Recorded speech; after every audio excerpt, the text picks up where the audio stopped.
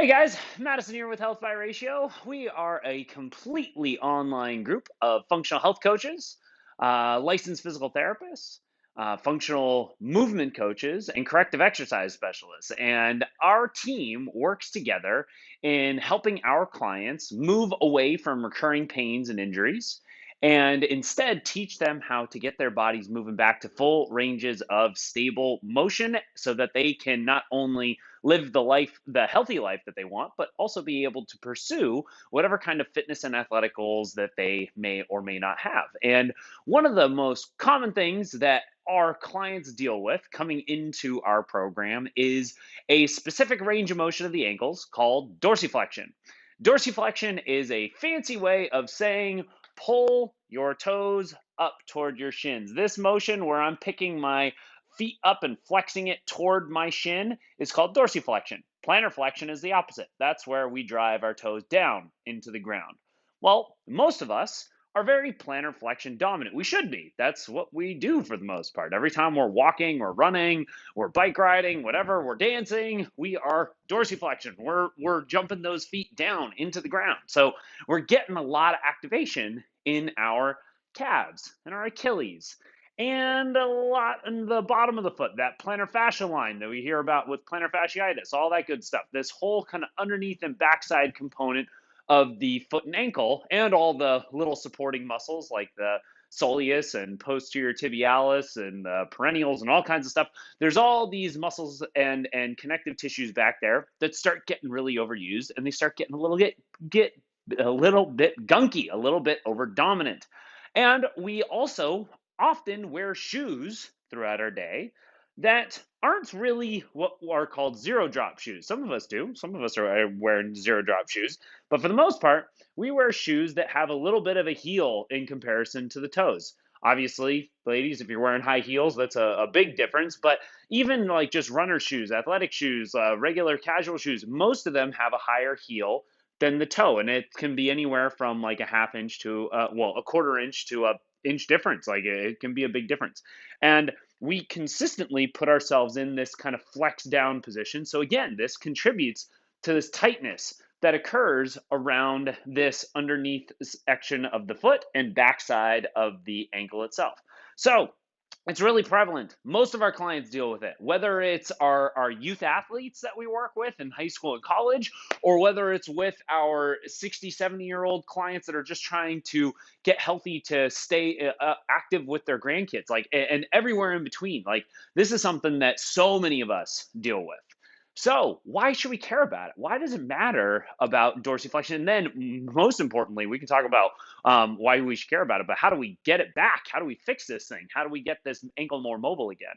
So first thing is why we care about it is how it impacts us when we walk and how we run, as well as how we squat, how we're sitting down and standing up. We do a lot of squatting, sit down, stand up, squat down to pick things up. If you're going to jump or land from jump, if you're an athlete, yep, you're getting in and out of squats. Obviously, we all walk. Obviously, a lot of us run. So we care about this for a vast array of reasons. And dorsiflexion impacts us in, let's take the squat for our first example.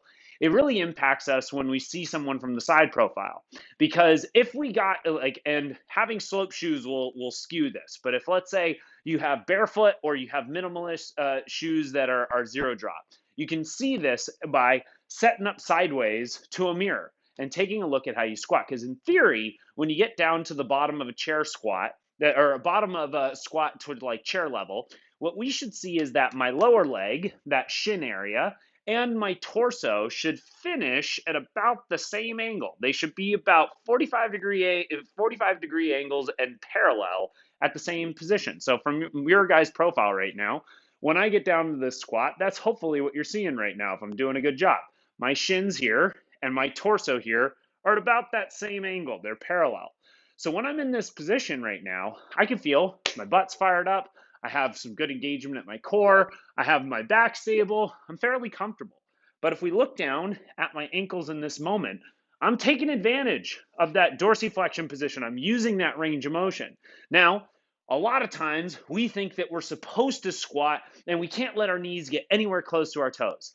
It's actually a bit of a fallacy. We don't have to squat like this. We're allowed to get the knees even with the toes.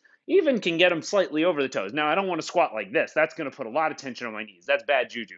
But in terms of my normal squat, I can get my knee even with my toes, be parallel here, and have very stable position as I'm down here. But let's say if I'm too tight in my ankles, the way I'm going to compensate, if I keep my feet straight, now what's very, very common is we'll turn the feet out to the sides, which deactivates or puts a very difficult position for our glute medius to support us. Glute medius is integral in how our core stabilizers engage because they work together, and it's integral in how our knee stability is. So if we have our feet turned out all the time and we don't activate our glute medius, we're going to put a lot of extra potential tension in the back because our core stabilizers aren't firing, and we're going to put a lot of extra tension in the knees. So not really recommended. Instead, we want to try to keep those feet straight when possible. But if we don't have that range of motion in the ankles, when we squat with the feet straight, we're not going to be able to get into that range of motion. Instead, we're going to have to stick our butt much further back on our heels because now as I squat, I can keep my shins more vertical, but my torso is at a much different angle. I'm no longer parallel between these two positions. Well, when I'm like this is really uncomfortable. This is how a lot of people squat. And the reason for this uncomfortable sensation is because I get down here and I'm so overextended at my glutes, they can't fire very well. They're having a really tough time to support and activate. So if I'm missing my most important muscle of my body, the biggest, most important muscle in my body, that's directly linked to how my core functions. We just talked about the glute medius being linked to our core stabilizers. Well, the glute maximus is just as much. Like this big glute complex is designed to work with this big core complex. They're basically one and the same, just in different parts of the body. So if my glutes aren't firing well, my core isn't going to activate very well. So instead, I got to get compensation in other parts of my body. So the areas that turn on, and this is what I feel when I squat, the areas that are going to turn on are my hip flexors and quads. I'm going to get a whole lot of quad activation a lot of times. A lot of our clients, when they start with us, whether they're like avid exercisers or whether they're training for a sport or they just do like squats throughout their day to try to be active and healthy and stay a little bit mobile, they say, I always feel it in my quads. I always feel it in my hips. Well, that's because they're squatting like this. And when I get down here, I literally feel a pinch come into my hips and I feel all this tension in my quads that's pulling up on my knees. I don't feel anything going on in my glutes. I just get all this front stuff activated. And then I'm often going to have a lot more tension that comes up into my back. The back erectors themselves that run along my spine from the lower back, mid back, and all the way up to the neck. The whole thing's going to run taut. Because if nothing happened, if I didn't activate that area of my body, I'd finish squatting just staring at the ground. And that's not what I want to do. I don't want to squat like this. Like my body's naturally going to try to get my chest and eye line straight ahead. So it's going to start turning my back, spine, erectors all on and try to get me to get my torso so that I can get my chest and eye line straight ahead. But that puts all this extra tension on my lower, mid, and neck regions of my spine. So instead of my glutes and core supporting me in that squat, I'm getting way more load into my quads and hip flexors and way more load into my back erectors. Okay, all that's coming from this ankle dorsiflexion missing. Okay, or my ankle dorsiflexion's turning out. I'm compensating now because now I can cheat into this squat without really using that true ankle position, and I'm putting more strain on my knees and on my back because of that. Now, when I walk, same thing. This is relatively quick to understand. Every time I'm walking or running, there's this moment where my leg gets put into dorsiflexion. Like I'm transitioning to my next step, and my back leg is going into dorsiflexion as I'm moving in and out of it. So again, if I'm missing that range of motion, what I'm going to do to compensate is I'm going to turn my feet out to the sides. I'm going to walk more with my feet out. Not everyone walks this far out, but it's going to be somewhere around that like 5 to 20 degree turnout of my foot to the sides. Well, why do we do that? Because if I don't have this dorsiflexion, I can put my foot out to the side. My leg's going to still track straight ahead. And in that moment of me stepping through, I'm going to do what's called supinating and pronating. I'm going to land, and for the most part, we're going to pronate through. Now, we might be supinating as we land, but as we're stepping through, we're going to pronate and collapse our ankles. We're going to create this ankle instability, and we're also going to overstretch the arches of our feet. So we're going to often have a lot more tension in the bottoms of our feet, that plantar fascia line, than we want. Also, that when that foot turns out and my knee is tracking straight ahead, there's this moment where my knee goes inside of my big toe. I'm over exaggerating this right now, but that little transition of where the toe's going this way and the knee's going that way is causing me to go into what's called knee valgus. It puts a ton of shearing force on this knee itself. It really irritates this thing.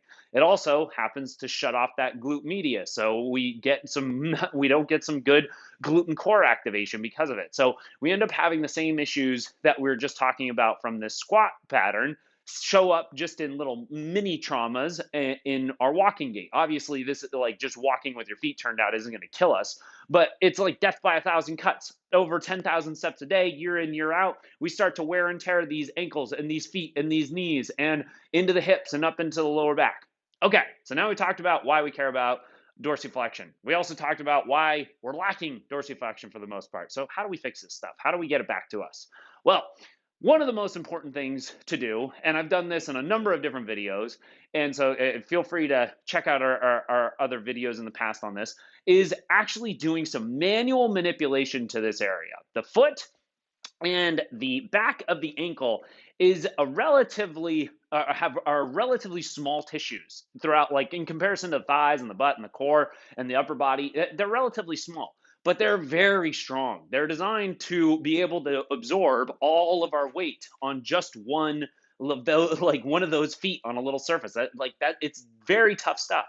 So if we really want to restore range of motion, we got to mobilize this stuff by ungunking everything from the bottoms of our feet to the lower section right above our heel, and then this big meaty calf on kind of all heads of it, and all the little supporting tissues around it. This is something that we teach, I would say 9 out of 10 of the clients that work with us from the very get-go.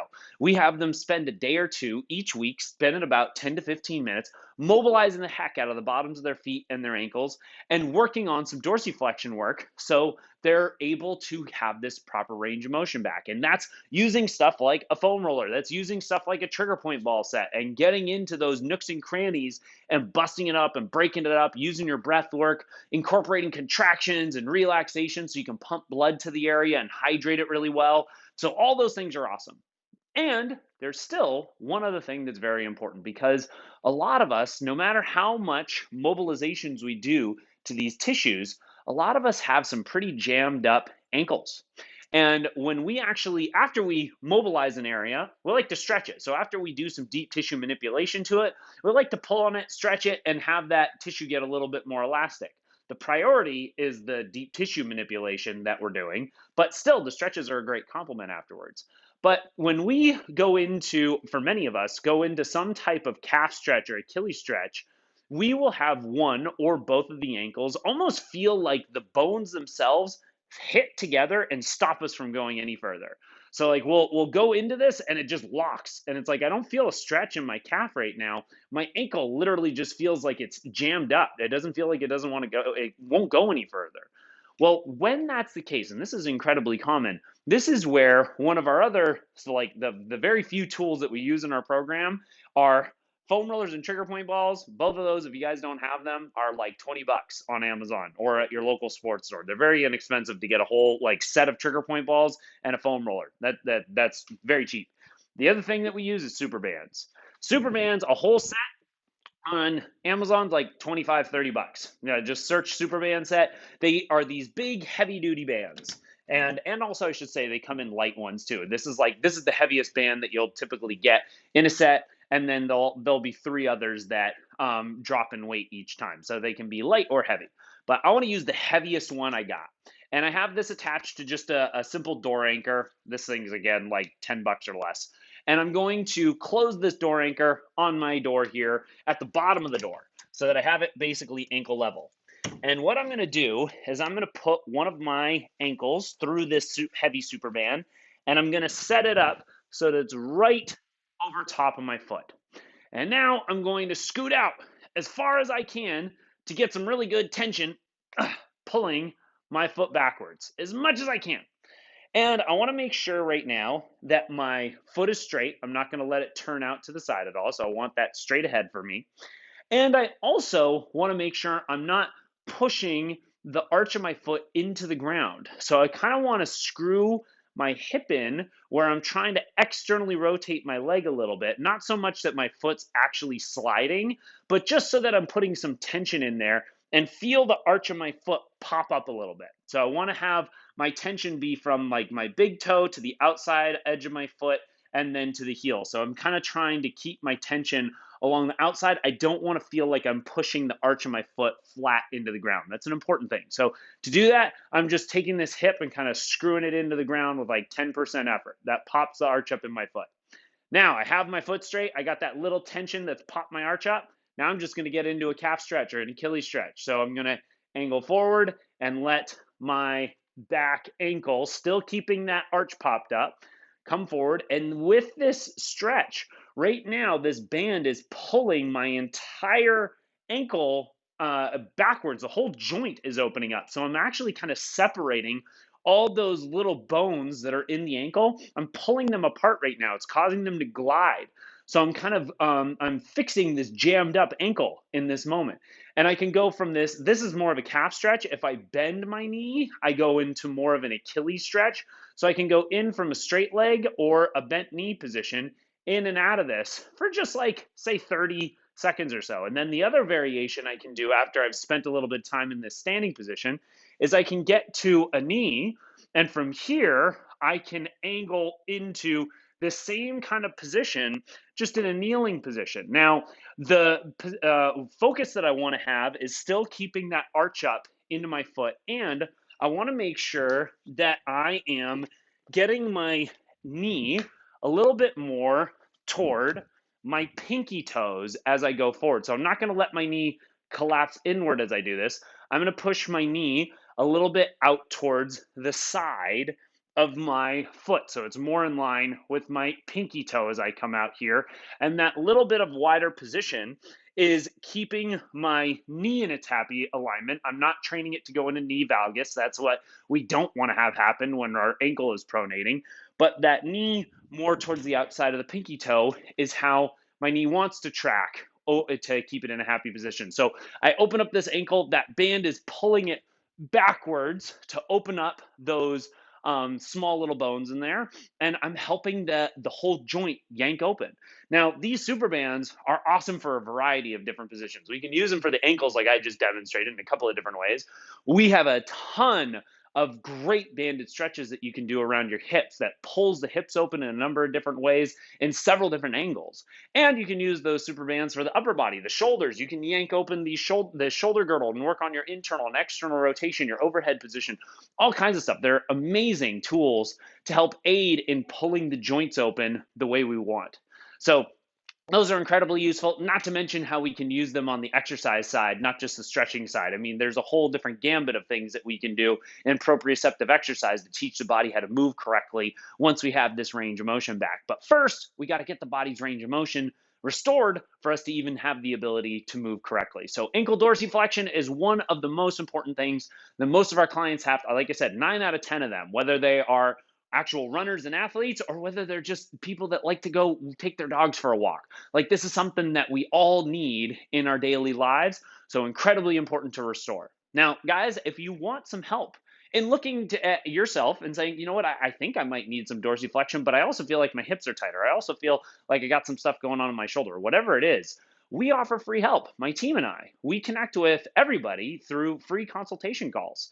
And those 2 calls are set up. The first one is a quick call where it's more of an information gathering call, figuring out what you've been through and what your goals are, where you want to go.